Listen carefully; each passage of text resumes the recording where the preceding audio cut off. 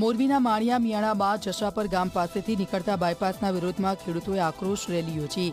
માળિયા પીપળિયા માર્ગ જશાપર ગામની સીમમાંથી પસાર થવાની શક્યતા છે, જેથી નવા બાયપાસ રોડના જમીન સંપાદન સામે ખેડૂતો દ્વારા ઉગ્ર વિરોધ કરવામાં આવેલ છે।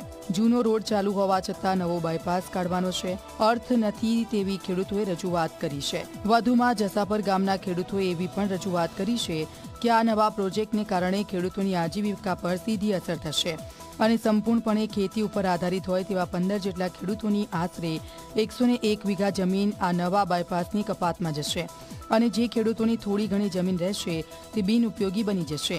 આ બાબતે આવેદન આપી રજૂઆત કરવામાં આવી છે।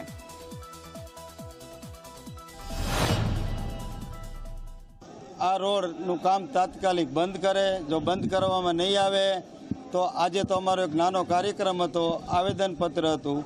આથી પણ તમામ ખેડૂતો હવે આહિર સમાજ સાથે રહેશે અને એક જલદ કાર્યક્રમનું આયોજન કરી અને વહીવટીતંત્રને અમે કહી છે। જામનગર માળિયા નેશનલ હાઈવે 4 લેન થાય છે, એમાં જે જમીનનું કપાત થાય છે, એક જમીનનું કપાત ન થાય અને હાલના એક્ઝિસ્ટિંગ રોડ ઉપર 4 લેન બનાવવા માટેની રજૂઆતો રેલી સ્વરૂપે આજે અમે કલેક્ટર સાહેબશ્રીને આવેદનપત્ર આપેલ છે।